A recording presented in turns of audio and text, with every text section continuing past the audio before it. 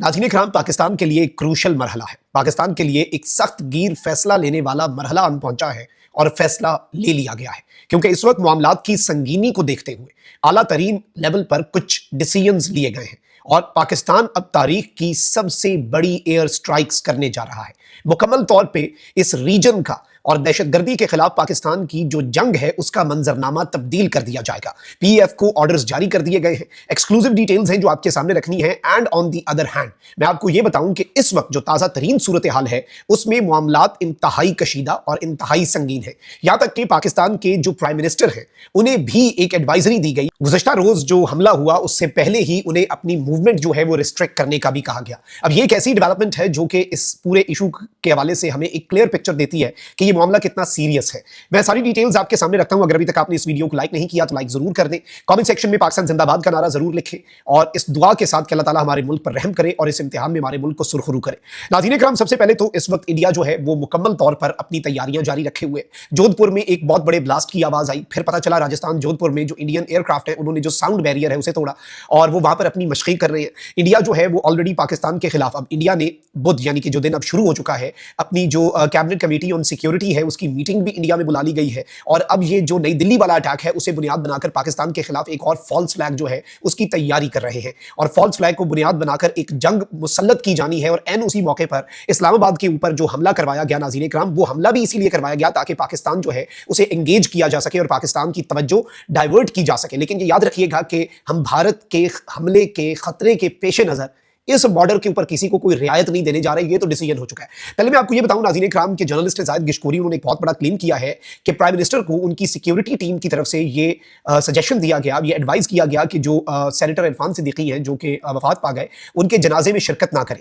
और इवन जो साबिक वज़ीर आज़म नवाज शरीफ, उन्हें भी यही एडवाइजरी दी गई और उन्हें भी यही कहा गया कि सेम प्रोटोकॉल को फॉलो करें, क्योंकि इस्लामाबाद जो है वो इस वक्त मुकम्मल तौर पर हाई अलर्ट पे है। And obviously it is a very very important city. 40 मुल्कों के 250 डेलीगेट्स जो है उन्हें होस्ट कर रहा है और इस वक्त इस्लामाबाद जो है उसके अंदर भी खतरात हैं। फिर ऑब्वियसली कराची और फिर पंजाब पुलिस को भी अहकाम जारी कर दिए गए हैं, क्योंकि टीटीपी ने तालिबानी रिजीम जो है उसकी सरपरस्ती में और भारतीय प्रॉक्सी बनकर अपने स्लीपर सेल्स को एक्टिवेट कर दिया है। लाहौर, कराची सब हाई अलर्ट पे है। पाकिस्तान की सिक्योरिटी फोर्सेस एक तरफ तो अब इनके ठिकानों के ऊपर हमले करने की अपनी तैयारी मुकम्मल कर चुके हैं। बाय द वे, एक जो आज इंपॉर्टेंट आपसे कुछ देर पहले जो मीटिंग हुई है वो भी इसी तनाजुर में है। ये सिंबॉलिक मीटिंग है, फैसला जो है वो लिया जा चुका है, लेकिन इस मीटिंग का जो एलामिया है वो बड़ा शॉर्ट एंड स्वीट है, लेकिन इसमें एक मैसेज है। यह मीटिंग किसके दरमियान हुई है? सदर और वजीर आजम के दरमियान, और ऐवान सदर में मुलाकात होती है, सियासी और सिक्योरिटी सूरत हाल पर तबादला ख्याल होता है, दहशतगर्दी के हालिया वाकयात की मजम्मत होती है और इस बात के ऊपर इत्तफाक किया गया कि गैर मुल्की सरपरस्ती याफ्ता दहशतगर्दों के खिलाफ कार्रवाइयां मुकम्मल उनके खात्मे तक जारी रहेंगी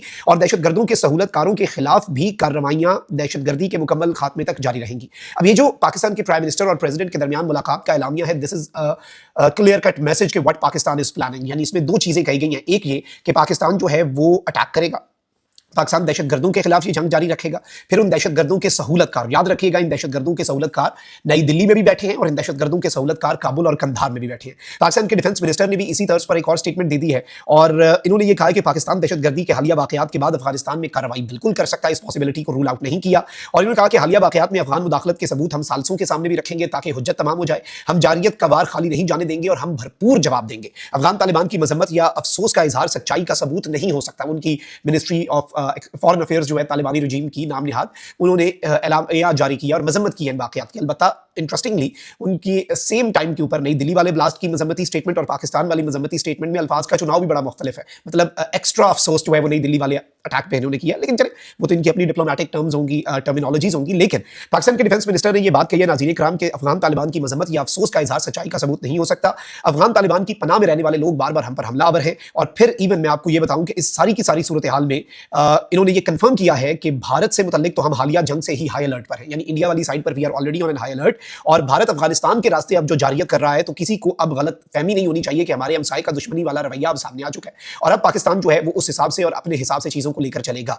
now what we have been told, top military sources इस वक्त ये बता रहे हैं कि एक ग्रैंड और एक वेल कैलकुलेटेड स्ट्राइक जो है नाज़रीन इकराम वो तैयार हो चुकी है, और इसमें जो मजीद टेरर नेटवर्क्स जो हैं जिन्होंने इस्लामाबाद में जो टेरर ग्रुप्स ने हमला किया, वाना के अंदर जो एक बहुत बड़ा सानिया इन्होंने करना था, अल्हम्दुलिल्लाह कैडेट कॉलेज वाला सानिया अवॉइड कर लिया गया। बलूचिस्तान के लास्ट 2 डेज के अंदर आप कह लें कि इन द लास्ट 48 आवर्स जो टेररिज्म के इंसिडेंट्स हुए हैं, उन इंसिडेंट्स के पीछे मुलविस टेरर नेटवर्क्स और उनके सहूलतकार, उनके सरपरस्त और उन्हें पनाह देने वालों के खिलाफ टॉप लेवल पर यह फैसला हो चुका है। एक इंतहाई बड़ी ग्रैंड और वेल कैलकुलेटेड स्ट्राइक जो है वो in the next few hours किसी भी लम्हे हो सकती है। देखिए टाइम का डिसीजन जो है वो टॉप हायरार्की ने लेना है, मिलिट्री लीडरशिप ने सिविलियन लीडरशिप के साथ बैठकर फैसला करना है। लेकिन मैं आपको ये बता दूं कि पाकिस्तान की फजाइया मुकम्मल तौर पे तैयार है। It would take us a few minutes, इनका रंदा फेर के इनकी बुनियादें हिलाकर रखने में हमें चंद मिनट्स लगेंगे, ये चीज़ आप याद रखिएगा। और क्रूशल टाइम है, मुश्किल टाइम है, और पाकिस्तान जो है वो किसी भी लम्हे बहुत बड़े लेवल पे स्ट्राइक्स कर सकता है। ये तारीख की सबसे बड़ी स्ट्राइक्स होने जा रही हैं एज पर आर इन्फॉर्मेशन,